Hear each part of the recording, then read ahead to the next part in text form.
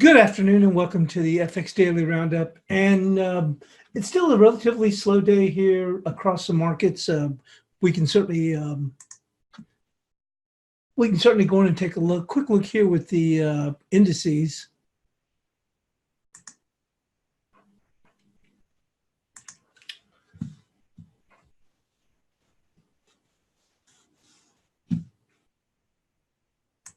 And you can see SPOOs are just holding up here close to the highs, but just very, very tight trading for another day.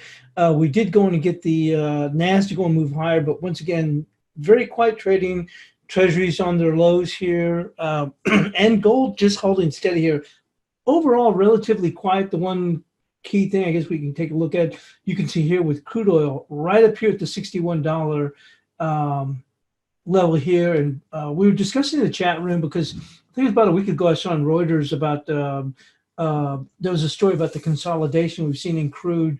It was the tightest consolidation, I think, in almost a decade. I don't know what the span of time for that consolidation was it was referring to, but I just got the quick gist of the story.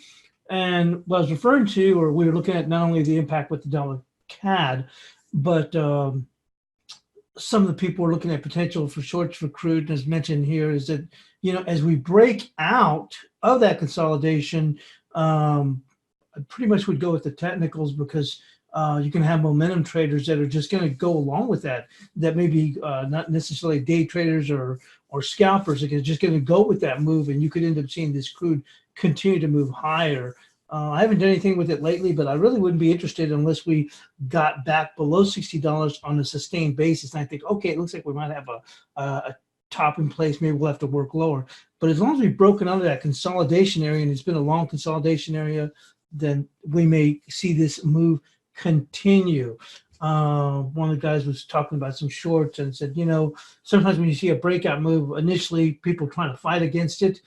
So we may see it hold initially, but after that we may, you know, and hold initially, let's say over the course of the next, you know, few days, they may try and take positions holding it, and then it might just unwind and take off. So I'd be cautious being short. That being said, we'll go and move into the currencies and look at certainly one pair that has been impacted by that move in part, which would be here with the dollar CAD. We'll go and take a look at it here on the daily.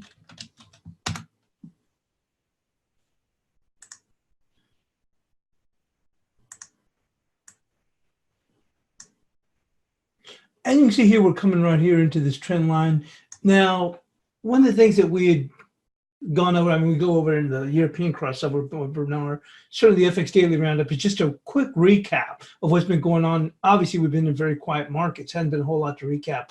But we know that when we had broken below this 32.05, which is key support, opened the door for this to move lower. Well, we got below it and we zoom right back up here, only to run out of gas right here at this support level. Previous support, which is 32.79.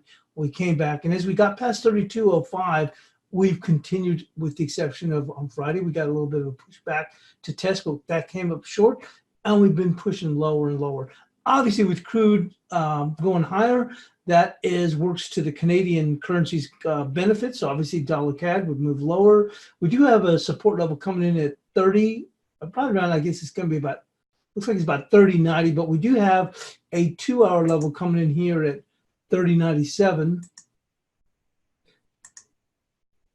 See, and we almost made it down there, so we'll see how this thing holds up. But certainly the pressure has been on for a move to the downside. I know over the course of the last couple of months, some firms were actually looking for the Canadian currency to strengthen, and it has not been the case. It would appear it was going to start to strengthen, and we'd see it just, you know, dollar CAD rally right back up. Maybe we're starting to go and see this. There's a thought that commodity currencies may start to strengthen. Try and tell that to the Aussie dollar, which has been under some pressure. We do have Aussie data out today or this evening in the Asian session. That is going to be key because there's a thought that the RBA may be cutting in February.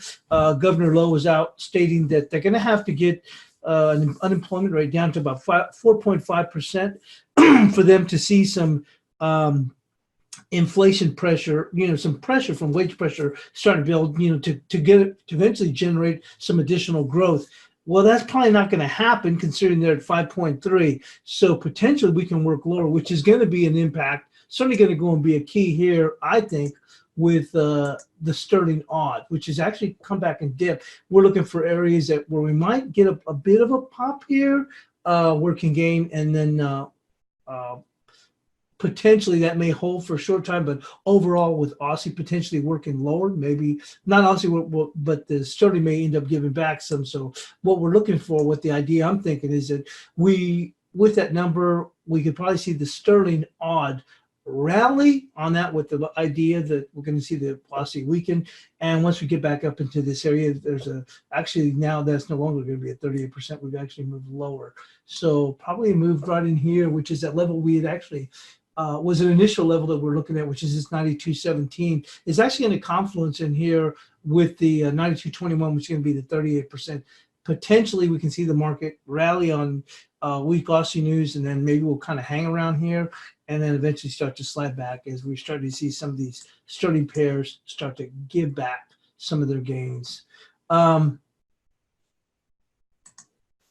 also go and take a look here at the dollar yen. Bear with me.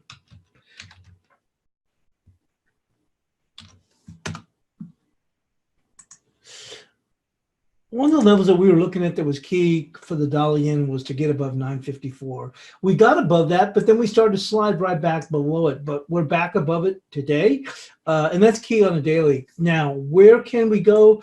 Well, I've been saying this for a long time. If you look at where the SPUs are, and they keep going higher, this dollar yen should be off to Venus. I mean, literally, we should be at 113 at the very least. And I mean, at the very least, when you see SPUs at all-time highs. So it's been telling, a telling story. We are above the pivot. Can we push these stops a little bit further? Yeah, we can. I mean, we have 977, but where I think is going to be key is going to be 1007, because if you look here, once we got above it and we had this medium-legged doji, bulls don't have control, bears don't have control, but we still continue to move higher, but it's still keeping it in a very tight range. Can they goose some stops? Yeah, they can goose some stops above this 972. And how far will it push?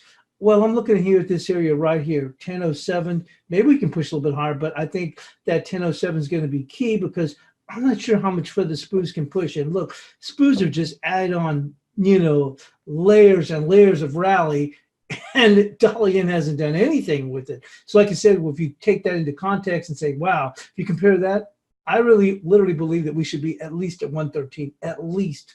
So this thing has been fighting it left and right. So how much more gas is in the SPUs?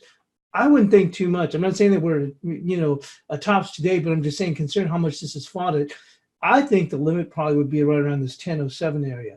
Now, to take a look here also, something I was looking at this morning, we're talking about in the chat room. If you look at the 161% of this range, which was 970 down to this fallback to 920, puts it right there, 1002, 161%.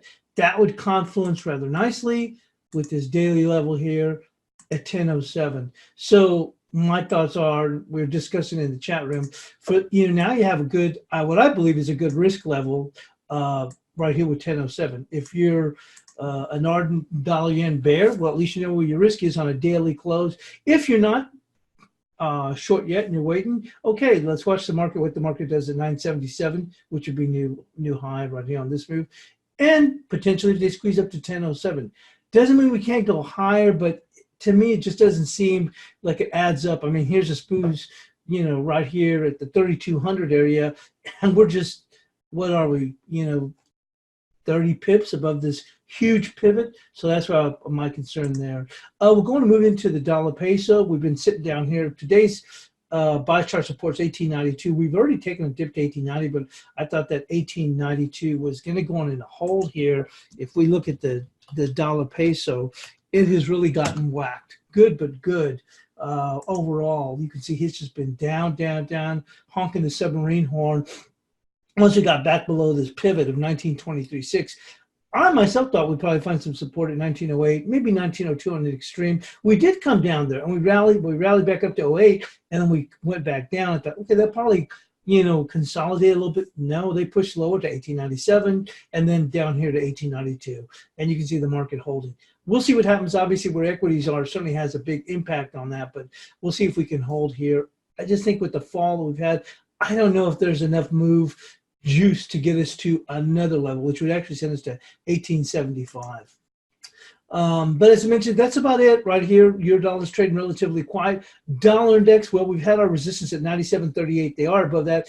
That's key, but we're still hanging around here. Things are relatively quiet as we go into the U.S., into the holidays, I should say. Other key level, like I said, is going to be, I mentioned the Aussie dollar. We do have Aussie payroll report today. That's going to be a key, I believe. What I've seen here lately is, for those that might be frustrated, is we've seen actually very good movements here in the cross rates. So I'm going to be trading myself in the Asian session to try and take advantage of potential moves here based on this Aussie payrolls data report, their employment report that will be out. That's all we have for today. Be careful trading as we go into the holiday trading. Seem to be getting very, very quiet. And thanks for joining us here on the FX Daily Roundup.